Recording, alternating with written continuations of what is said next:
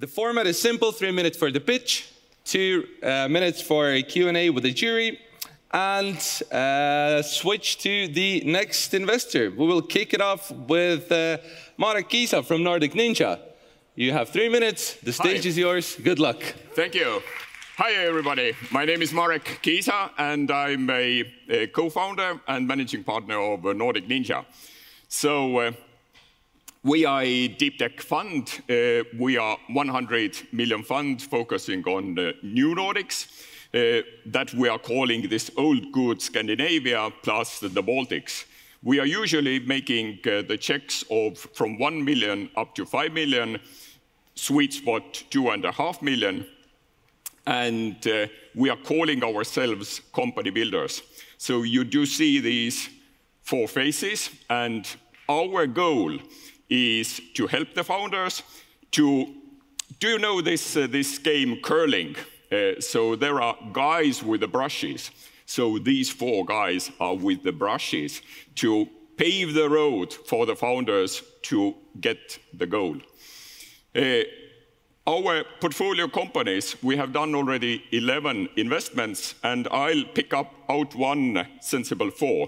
So from day 1, we established something that is called Digital IP Rights Board for this company, because this is doing self-driving stack, and for self-driving, patent portfolio is the most important one. So Rainer Sternfeldt in person takes care of this part. Tomosako Sohara takes care of paving the road towards Japan, to the Japanese market.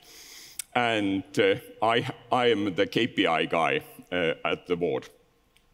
So coming back to our LPs, we are having 4 LPs. The cornerstone LP is a Japanese bank who plays a very independent role. Then we are having also Panasonic, Omron, and Honda. So if you are Googling our portfolio companies, you don't see too much Panasonic, Honda, and Omron there, because we are independent. But if we need technical expertise for our portfolio companies, then we can always turn to them.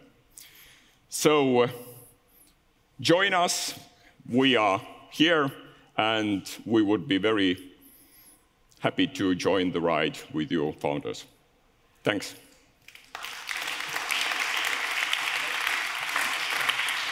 Well done, well done. Word to the jury. Therese, Niko, Christian, who starts? What questions? I can start. Go ahead. Do you hear me? Nope. Is it on? I don't know. No. Yeah, we're live.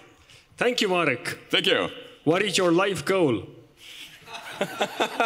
And what is my favorite color? So No, that's not that important. What is your life goal?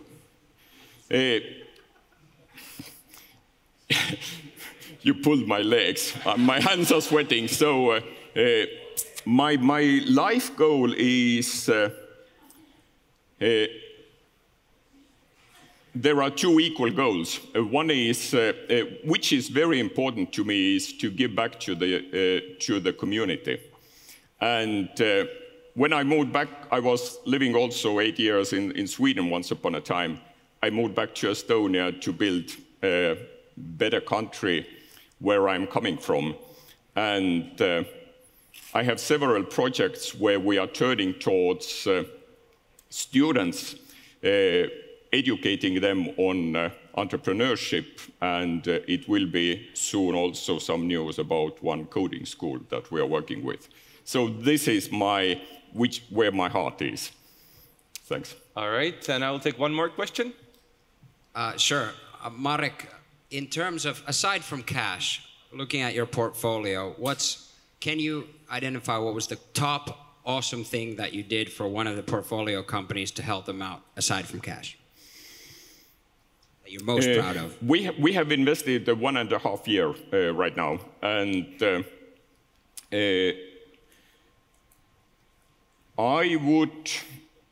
I don't want to point out it's unfair, but there are several deals where we are opening up Japanese market for these companies. So this is where we are strong. We have extensive network also to Silicon Valley, but our focus is Japanese market and the Asian market. Cool, thanks. Thanks. All right, I think you did really well. Round of applause. Thank you. Marek, Kiisa, Nordic Ninja. Let's move on. And the next representing Helen Ventures from Helsinki, Terhi Vapola. The stage is yours. Good luck. So, my name is Terhi Vapola, and I'm here to present Helen Ventures. And maybe I need to start with the life goal, so maybe you will be asking, so I'll answer it right away. So why I wanted to personally, why I wanted to found the Helen Ventures, and why it is important. So I do think that you need to work on the topics which actually make a difference.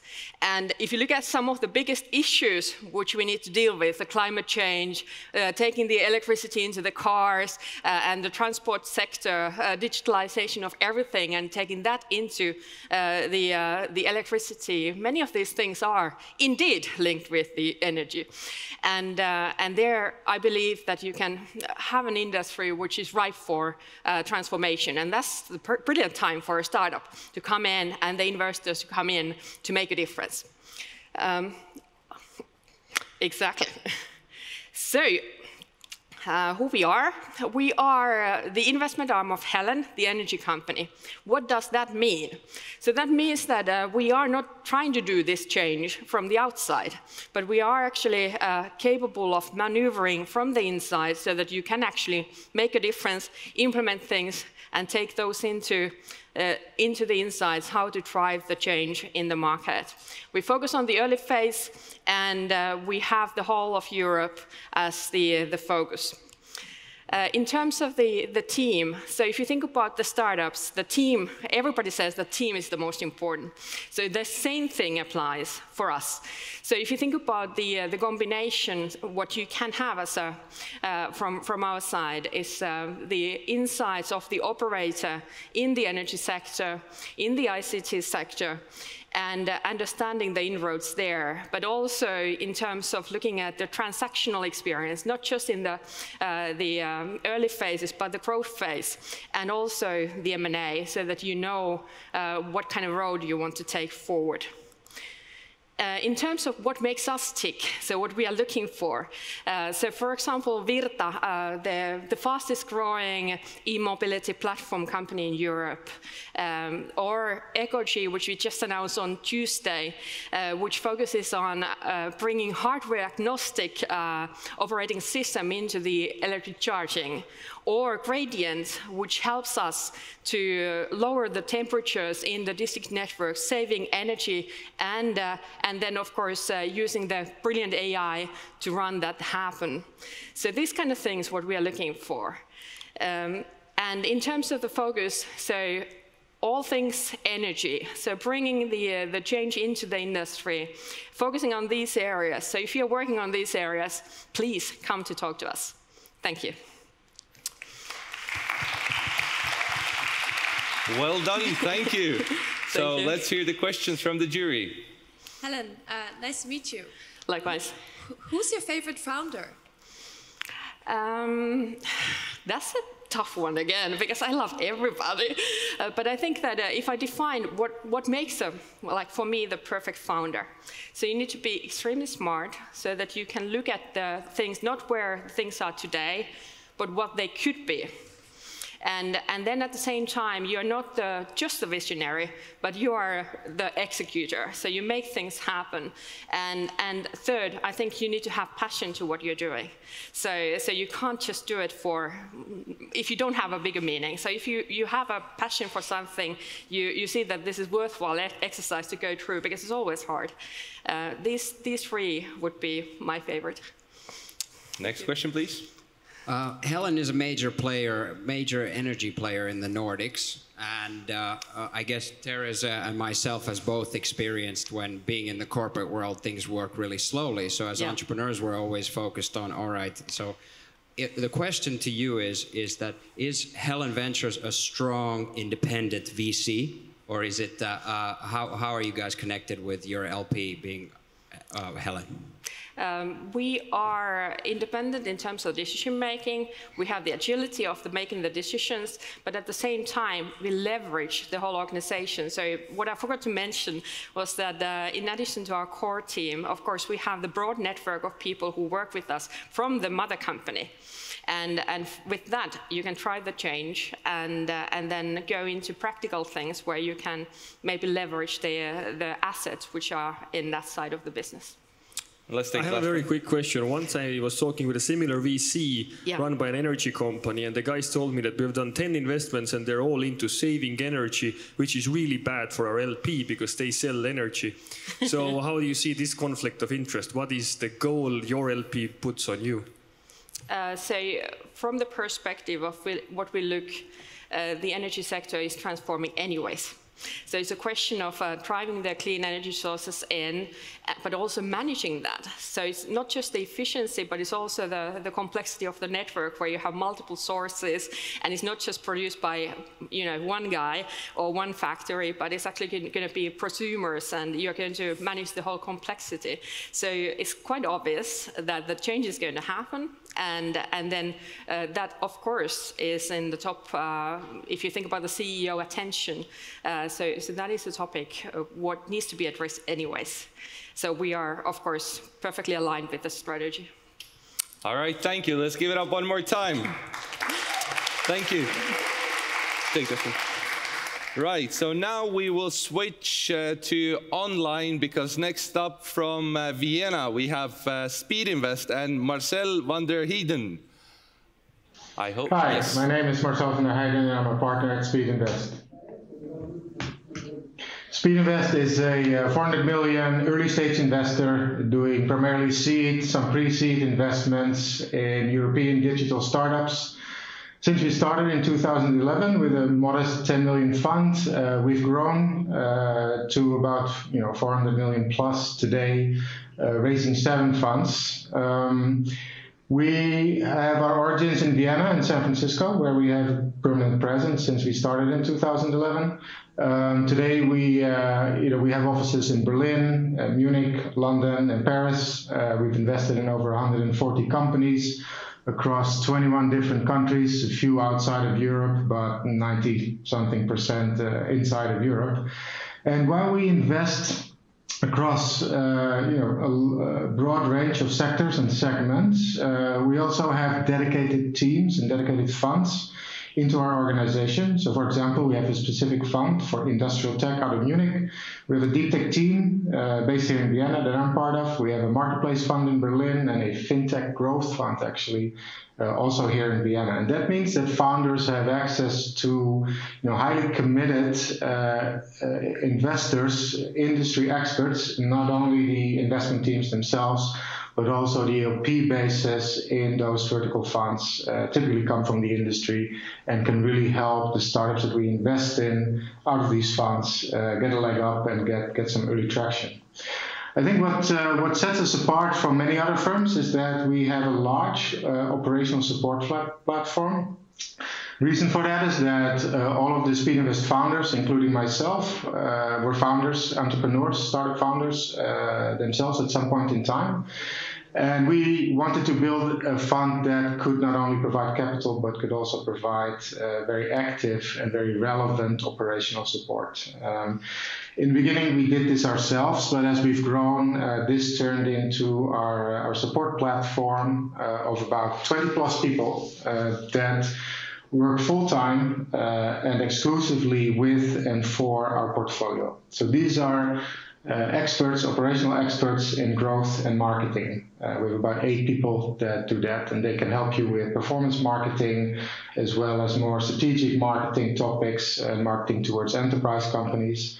We have a dedicated team, SpeedInvest Heroes, that helps our portfolio on the recruitment and HR side, so they can help you find and recruit key team members, advisory board members.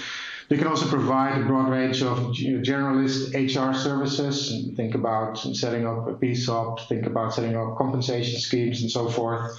And we have a team in our Silicon Valley office.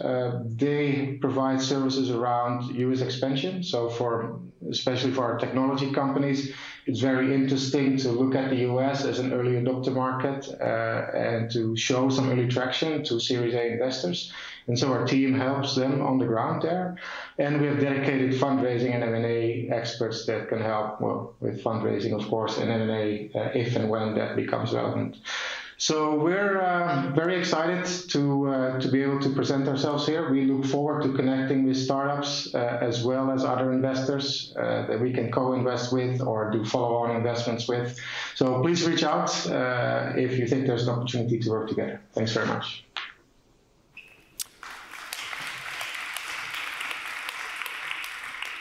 I hope that Marcel is with us. Yes, he is. Can we have him on the big screen as well? Yes. All right. Hello, Marcel. Do you hear us? Hello, I can hear you well. Can you hear me? Yes, it's all good. So are you ready for the question round from the jury? Yeah, shoot. Yes, let's go. Therese, Niko, Christian, which one of you starts? I could go first. Go on. So a lot of VCs always hype about what they bring aside from cash, and I guess most of us have seen that does play true. But you guys talk about that you have this in-house team of 20+ experts that add value. Can you give a concrete example of what they did to a portfolio company where it really made an impact? Yeah, for sure. So let's say on the growth side, that team worked with a portfolio company to set up a lead generation engine for enterprise customers, and that so they built the tooling. Signed up the service providers. They also implemented and built, the content strategy. Again, all the way from tooling to actually, supporting the team, writing the content, building the content calendar, and that way, basically, built their enterprise sales funnel. And so this was very operational work in the course of a couple of months. And basically, they, you could say they ran the marketing for that company for a 6 to 9 month period, and then the company hired, people to kind of take that over operationally. And this was pro bono? I mean, there's always a cost somewhere, but it was pro bono to the team, to the startup. It is now, actually. Yeah, it is now. So when we started, we had 10 million fund, 6 partners, and we were doing this sort of stuff, and it wasn't pro bono, frankly. We asked for shares if we delivered milestones. So it was a sweat equity model, but milestone-based. So, no cure, no pay. Today, we actually offer this all free of charge. We have more capital under management, so we can make the economics work now. Cool. All right, and let's have one more quick one. Marcel, nice to meet you. I would be curious to actually know what's the ratio of female founders and in your portfolio and female partners in your investment team. So that's a good question. In the portfolio, I don't know. It's too low.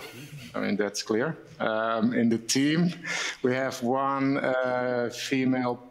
We actually have 2 female partners. One that runs the industrial tech fund out of Munich, Marie-Helen Ametsreiter, and one partner in our fintech fund. But yeah, it's something we continue to work on. We actually have a couple of activities next week kicking off in that area, but room for improvement. All right, thanks a lot. One more time, round of applause for Marcel, please. Next up, coming on the stage, Timo, Felin, are you ready? I am. You are representing Vendep from Helsinki. That's right. The stage is yours. Thank you. Timo Felin from Vendep Capital. Hello, everybody. First off, I'd actually like to ask, do we have any SaaS founders or companies in the audience by raise of hands? A few. Excellent. Because what I want to start off, because this is a bitch, after all. I mean, I want to start off with the problem. And the problem is that you might recognize that SaaS founders, they do not sleep. And the reason why they do not sleep is the fact that they have burning questions on their minds. And these are questions like, do I need a sales VP right now? And where do I find a good one? And how should I be setting up in the US market? And what kind of metrics should I be following right now? And are there some product-led growth tactics that I should be employing in my company? Or should I just go with the sales-led growth model that I have right now? And it's as if these founders are wishing that what if there'd be somebody with a laser sharp focus on SaaS and had an extensive network of SaaS experts that they could call upon, and that also had a very hands-on way of working with the companies. That's Vendep Capital. Now I'll stop with a super salesy pitch here, because here's where it's really at. We have a very small team. There's only 3 partners, myself and our CFO. And the core team has been together since 2011, so that's a better part of a decade. That's 30 investments made in that time, so do the math, it's 3 a year or so. And we have operational experience from running and founding SaaS and other kinds of companies, all the way from the early stage to the IPO. And I'll leave you with the specifics of the fund. As said, we're fully focused on B2B SaaS because we really believe that there's a lot of value to be gained from working with companies with a similar DNA. And we're investing from our second fund, which is vintage 2017, and we're based in Helsinki, but investing all over Northern Europe. And our tickets are $500,000 to $1 million, and with a typical target of 30 to 50K MRR as a starting ticket to put into the companies. And we do 3 to 4 investments in a year. And we really believe in the hands-on way of working with companies, because that's the best way of really bringing value to the founders and getting the companies along and really helping the founders to sleep.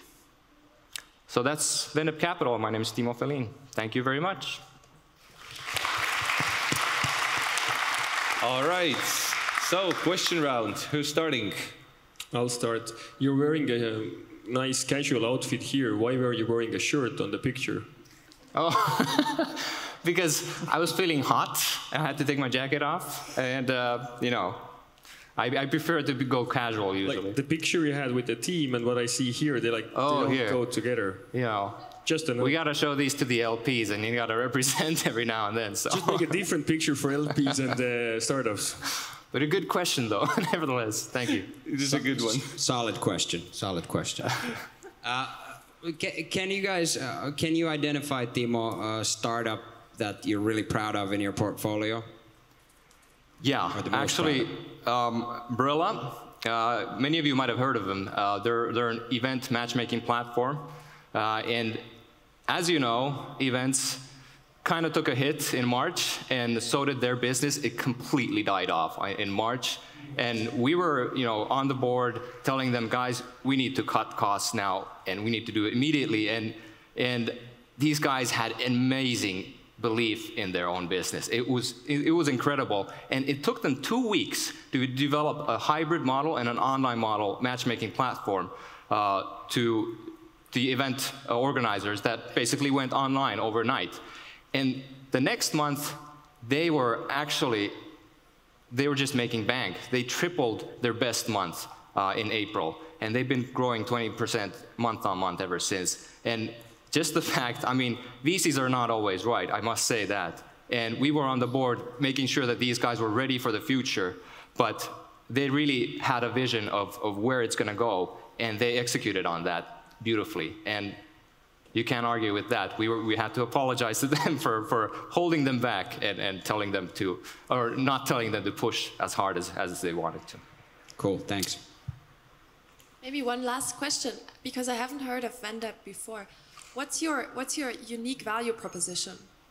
Our unique value prop is kind of a combination of us focusing on SaaS, because we really believe that SaaS is a business model that should be run by metrics and can be run by metrics. And there's a lot of similarities between SaaS companies. So us really focusing on that sort of business model helps us, extend the learnings that we get from other companies to our new portfolio companies coming up. And we quite frequently put them together and help them learn from each other. All right, thank you. One more round of applause. Thank you. Thank you. All right. Just for the information, unfortunately, we'll have to skip Sandra, who should be next one. So we are switching on to Tommi Äijälä from Innovestor, Helsinki. He's going online as well. My name is Tommi. I'm the founding partner of Innovestor Ventures, Helsinki-based VC. Very happy to be here. Unfortunately, couldn't make it physically present today, but online is the new normal, so here it goes. So a few words about Innovestor. We founded the company in 2014. Our geographical focus area is the new Nordics. And what comes to the industry focus, we are so-called agnostic investor. We've been investing all over the sectors, different sectors. But lately we are in growing numbers, really focusing on industrial technology, where we see a great potential in the next few years to come. Our focus stage is from seed to pre-series A. Our initial tickets are typically from a couple of €100,000 up to €1 million. We currently have 3 funds totaling up to €123 million in assets under management, and portfolio is quite big already, nearly 100 companies at the moment. Second, besides what we really are, is how we operate, and besides the obvious what we mean by the partner team, of course we try to leverage the big portfolio of other startups, make introductions over there. Secondly, it's the fundraise team, which I'm personally extremely proud of. We have our own dedicated fundraise team who can help you out with the initial investments. So sometimes we leverage them to fill out the gap if the round size is bigger than we are comfortable investing just by ourselves. And secondly, later on, for our existing portfolio, they actively can help you out with your fundraise efforts. Thirdly, the corporate partner network that we currently have over 200 different partners, which is a very exciting network for you to leverage, and also these kind of growth programs that we operate extremely actively. We have a lot of different events, especially in Finland, but also abroad. Last but not least, the obvious, if you're interested to send us more information about your project, you can call me, text me. The same goes with anyone in our team. And if you really want to make sure the project is in our deal flow system, please go ahead and download it through our webpage. That's the best way to make sure it's in the system, and we can get back to you extremely fast with comments. Thanks for the opportunity to give you this reverse pitch. Hope you have a good day. Enjoy the event. I'm sure you have a lot of fun over there, and talk to you soon. Bye. Thank you, Tommi. And I see you're already online. Do you hear us? Yes. Hi. Nice. So questions from the honorable journey. Who goes first? What are the main values you look for in a company or a startup? So in short, what should a startup do to get an investment from you? Like very practical tips, maybe. I think the practical tip is that as what comes to the phase of the company we invest in, we typically want to see a little bit of revenue traction already. So it's not only backing the typical founder plus team, it's a little bit of something else on top of that. So it's really about the scalability that we're looking on, but we can take risks regarding the true scalability. So I think it's really it's after all still kind of the passionate founders that we're really looking for. Cool, thank you. Question: what was the most stupid mistake you ever did? I've made a number of mistakes. I don't know if it's really about investing. Of course, as when you're a professional investor, when you look things back, you might have invested into stupid projects. But my biggest mistakes in my professional career, if we talk about only that area, is I think really the management of your employees. So before I founded Innovestor in 2014, I always remember when I took over as a CEO of a company that had 100 employees, and I practically had no education for that kind of a role. So when I really think about the way how I led my people when I was a bit younger, lots of funny stories, things that I would definitely do today. Well, thanks. Thank you, and we are out of time also. Thank you so much, and give a big applause to Tommi. Thanks. Bye. I don't even know where the camera is, but so next up is Pauliina Martikainen from Maki.vc from Helsinki, also online. So please welcome. Hi all, I'm Pauliina, Investment Director at Maki.vc. We are an 80 million euros early stage VC fund investing in deep tech and brand-driven companies across consumer and enterprise spaces.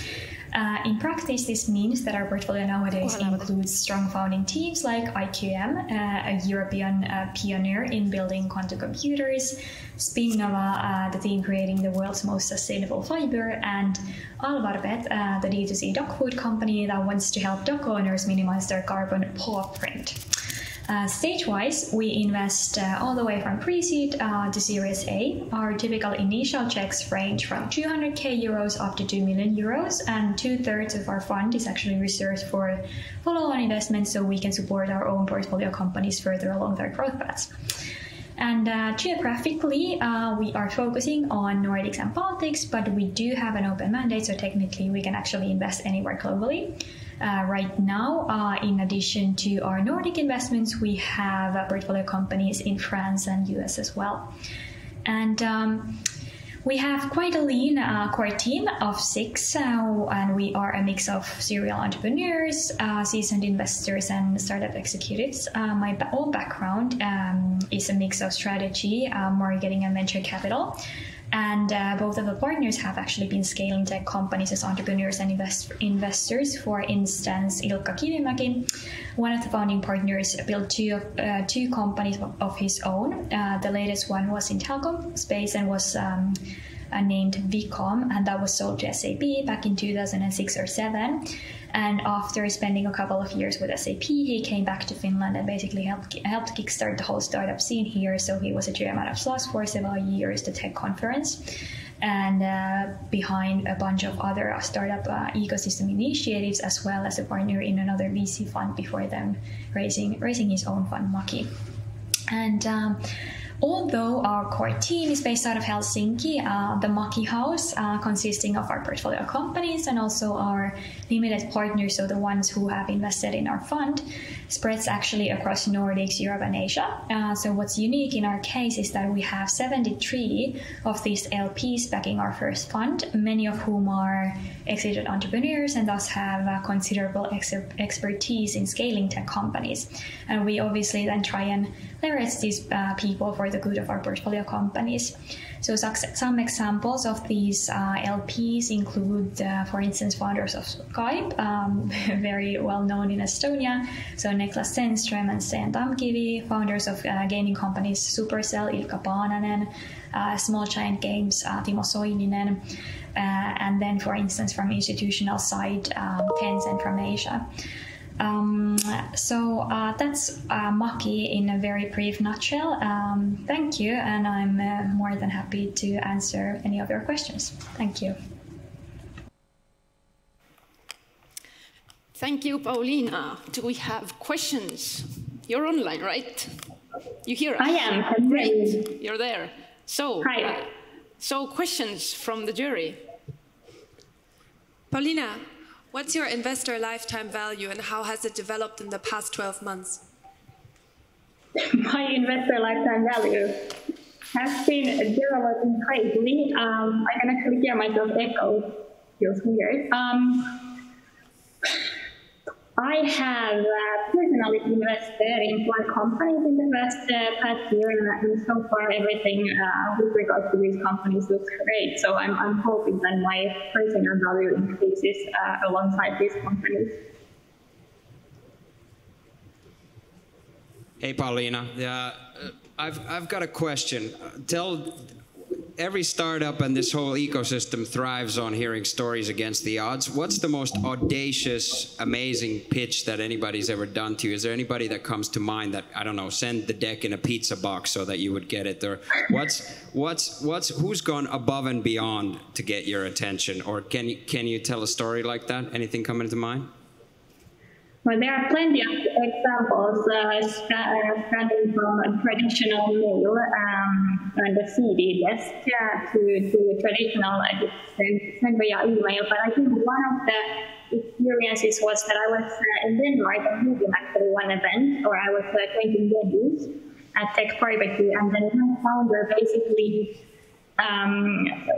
saw me at the door of the venue and decided to, although I was maybe not the most eager to talk with this person at first glance, he decided to walk me all the way from this one venue to the other one. And that turned out to be actually a very good pitch, and I think we're still talking. So cold pitching can work, eh? Yes. All right. But you didn't say whether they get the money. On the way. Did they get the money? Not yet. Ah, plot thickens. It's good to play hard to get with this whole VC scene. Oh, yeah, you have one question. Yeah, I understood that you have a very deep tech portfolio. How do you evaluate these startups? I mean, I understand that Sten gave you his money because he can't do it, but how do you do it? We do have deep tech companies in the portfolio, but we also actually have these less techy cases that we call brand-driven companies in the portfolio. But with our deep tech companies, we look for cases that are based on fundamental, defensible scientific advances and so forth. And obviously, there are some indications to our investors' knowledge. So in these, some of these cases, we then leverage our own network in the DD process and also further down the line. So, for instance, we have some NVIDIA AI professors as our LPs, so they have, for instance, come in handy in some of the cases, for instance, when it comes to quantum computing. Thank you, Pauliina, and have a great day. Next. Thank you, you too. Yes, a big applause. Next up, we have on stage an Estonian investor, Henri Treude from Spring Capital. Please give a big applause. Hello, everyone. Okay, cool, working. So already very anxious about the questions coming after that. But okay, a couple of words about Spring Capital. My name is Henri Treude. I'm from this firm, and we are an Estonian fund.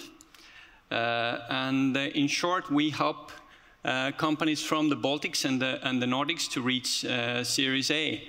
So all our investment is done prior to Series A. And basically, we also kind of tend to lean back when companies already raise bigger funds. So we're a team of 4 people. 2 on the picture are kind of dealing with in the investment committee. That's myself. I have like 10 years seed investment experience and operational roles before that from telco. Sean Percival is formerly 500 Startups, very experienced seed investor, very experienced mentor. Theodor also here somewhere. Oh yeah, I see him. So he's our deal flow manager. So definitely sign up meetings with him. He's taking meetings here like every half an hour. And then we have Tori, who is compliance and legal. And we very often help the startups at early stages to actually set up the documentation. So there, Tori is pretty instrumental. So what are we searching? We search, like everybody, inspirational founders. We like people who are data and facts driven. And we also like to have kind of a good match with the founder. It's a long relationship, so kind of you don't want to not enjoy each other for like 10 years. So demonstrable traction, for us that means approximately 5,000 MRR or equivalent. And we invest in rounds that give you like 18 months runway, which we presume could take you to Series A. And again, the footprint is Baltics and the Nordics. So I thought that I'm not going to praise ourselves. I'm going to use a little bit of customer validation. We did ask our startups actually what do they think about us and how do we add value. We got a lot of comments, but here are some of them. So Martin has said that we teach metrics. We actually, when coming in, we look very thoroughly at the metrics that the startup already has. And then when we have invested, we start to work with them to make the picture much more clear, to see that they actually understand the business that they're in. Timo from Wolf3D praised us for being a mental sparring partner, which is kind of a good praise. We don't only talk with founders about like very specific startup stuff. You can come to us with almost anything, like we just want to support you during the ride. We are thorough. That's what Alo has said. They have like 20 investors on board, and the comment says, speaks for itself. We are the most thorough of their 20 investors. We like to go deep, yeah. And I think, yeah, last but not least, Clipman, a really inspiring company.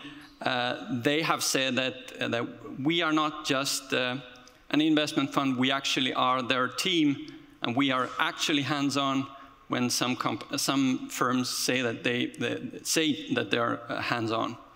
So, to wrap it up, we invest up to 200,000. We try to give you a lot of support, and we try to get you to your Series A.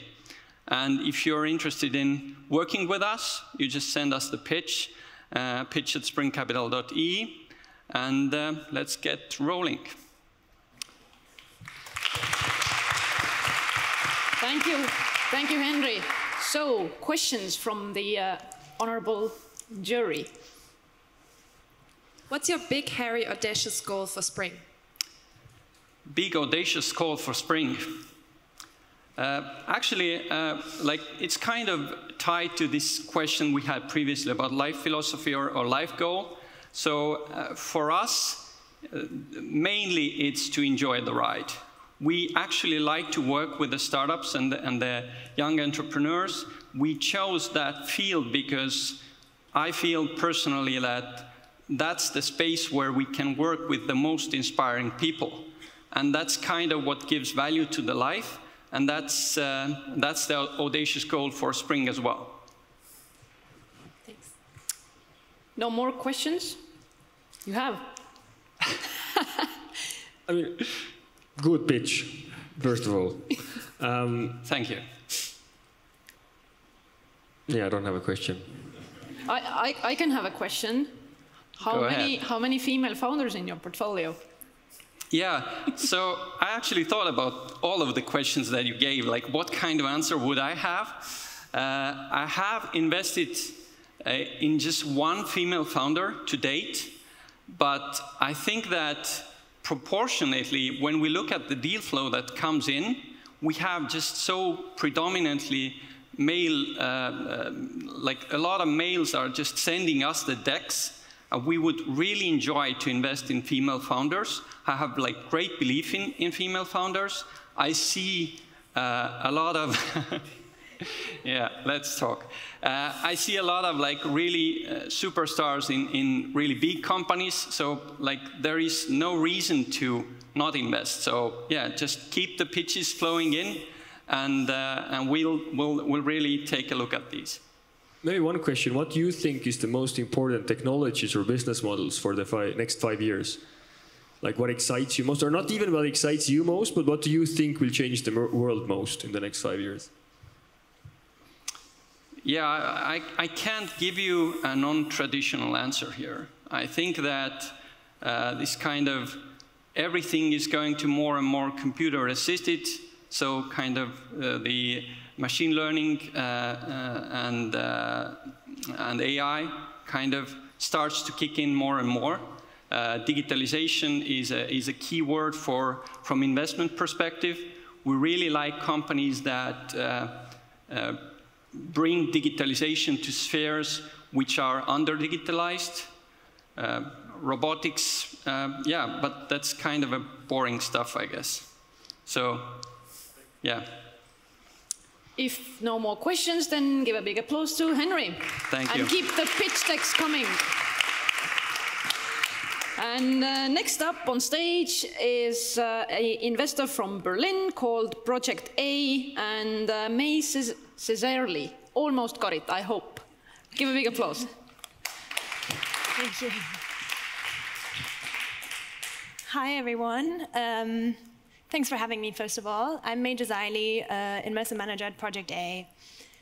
Project A, in a nutshell, we are a Berlin-based early-stage investor and currently investing out of a 200 million euro fund. We have offices in Berlin, Munich, and London, and invest all across Europe. In seed or Series A stages, usually with ticket sizes from 1 million to 7 million euros, and reserve up to 15 million in the fund for follow-on investments.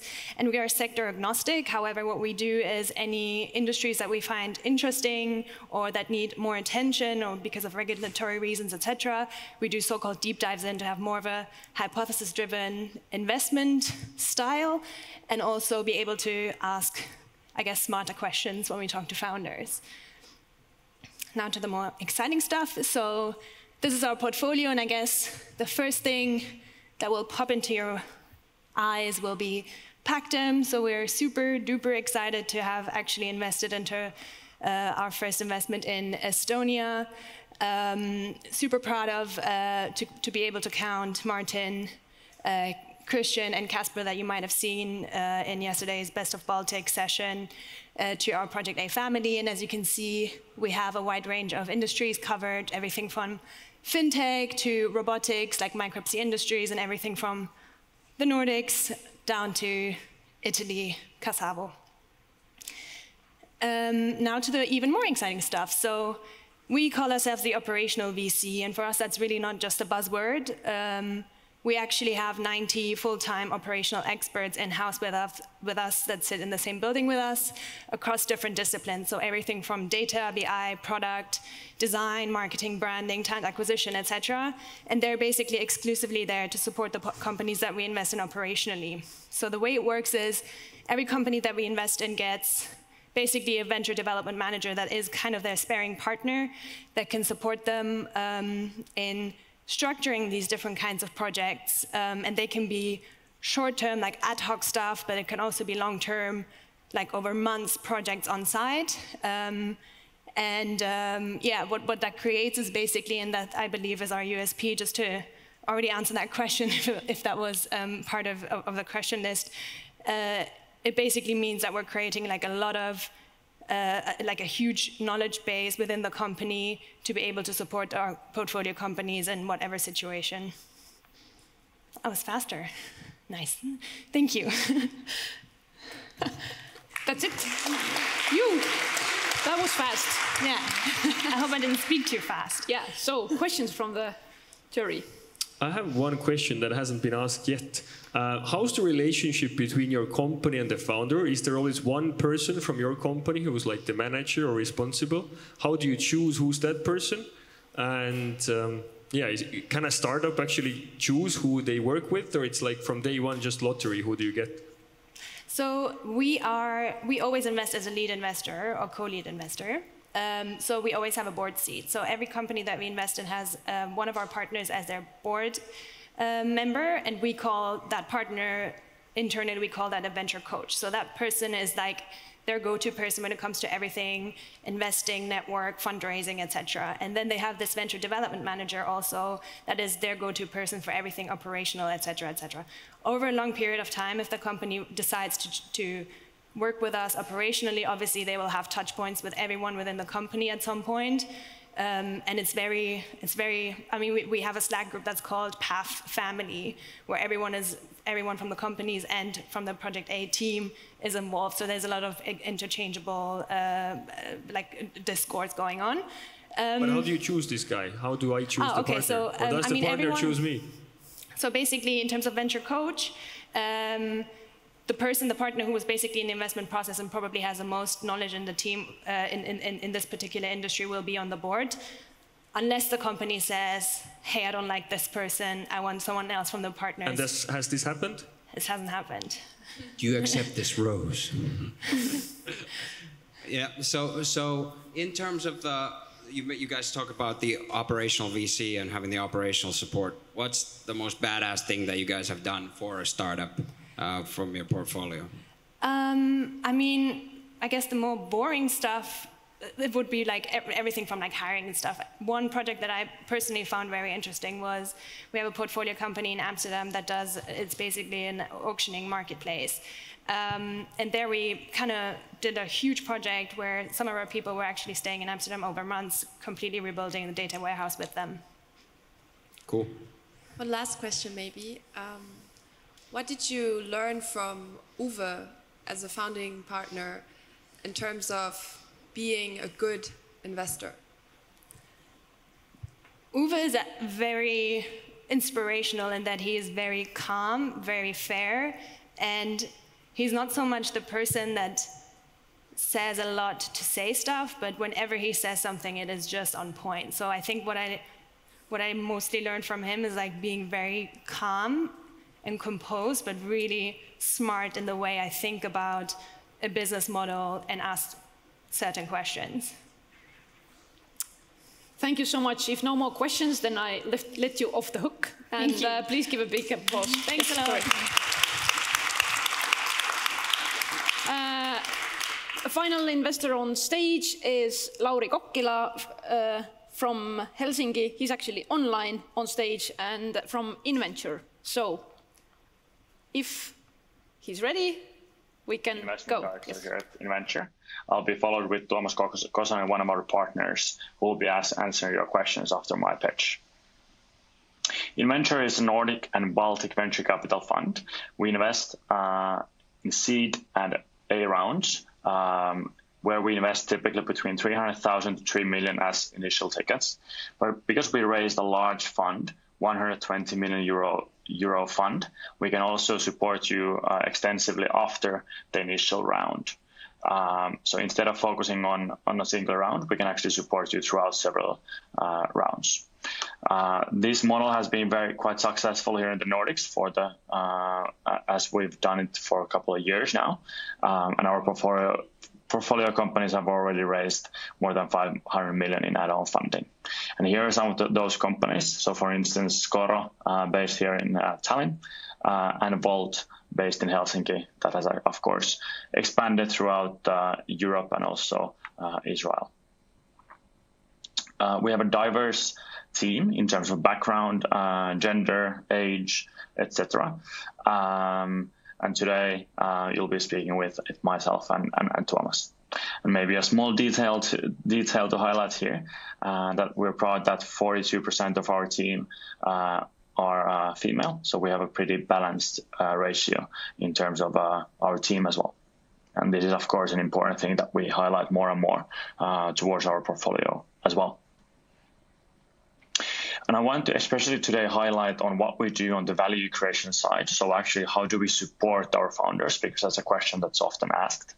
So here we split it in 3 parts, where we first, once we've done the investment, we do an extensive onboarding where we set milestones and the roadmap towards the next round. So how do we go from the seed round to the A round, and how do we go from the A round to the B round? What are the goals that we need to achieve? What are the things that we have to have ready before the next fundraising? Then we move to the execution phase, where we have an operational team of 3 people that can then support you actually fulfilling those things. And we can take the best practices from our extensive portfolio, so you can learn from the best and actually maybe cut some of the mistakes that you would otherwise do.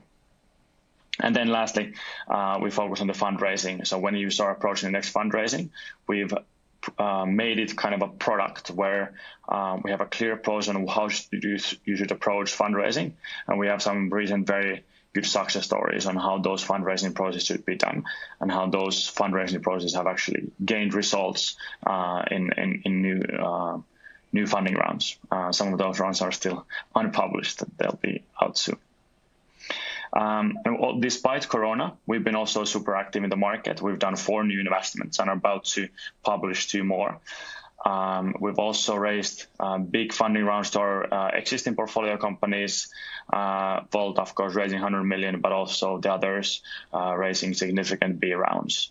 And also our year started very well.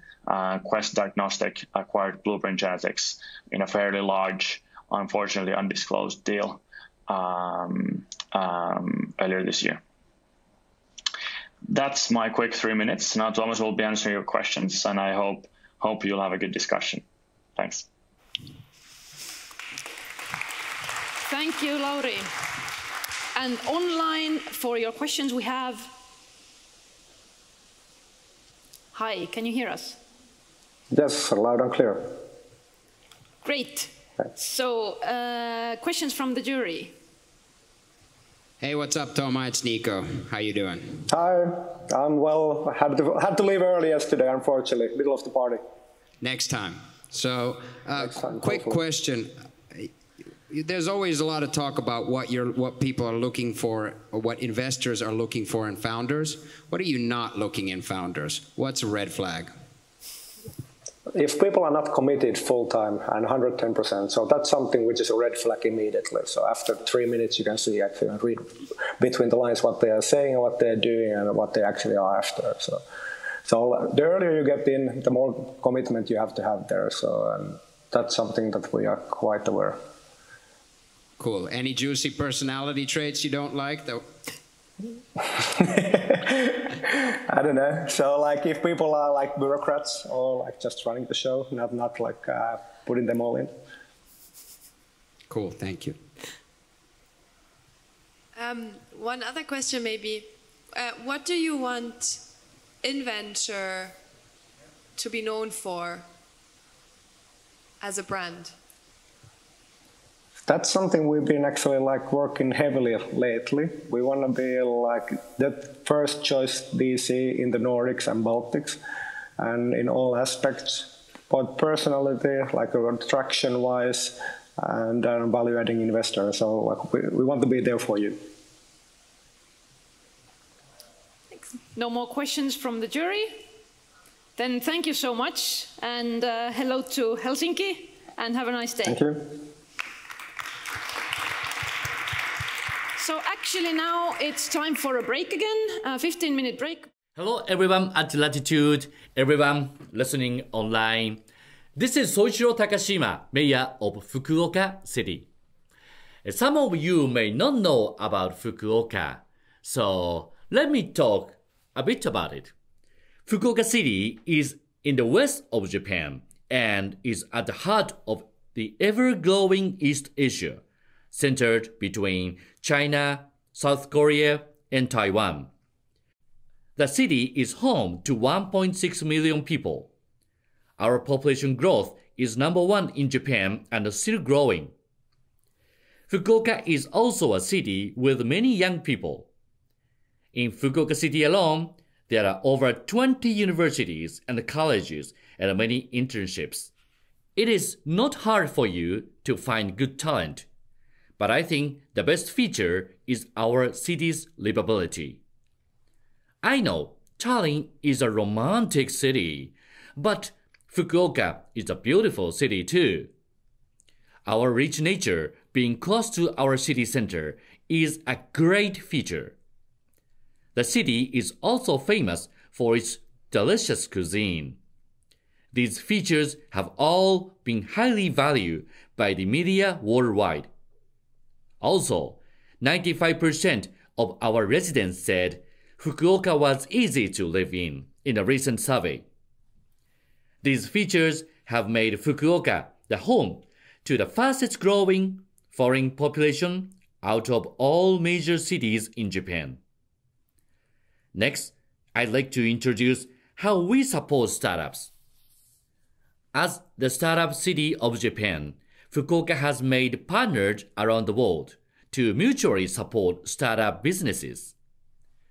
We have partnered with EAS, Startup Estonia, and Technopol in Estonia, and we have developing our network through this scheme. The business networking between Estonia and Fukuoka has had great success. For example, Estonia's educational venture, K-12 Technologies, partnered with an institution in Fukuoka. They held a proof of concept demo for their educational platform at a junior high school in January. Fukuoka also offered complete support for Stigo, the electric bike maker, and Great, who make reusable straw from reeds. These companies got our complete support from product localization through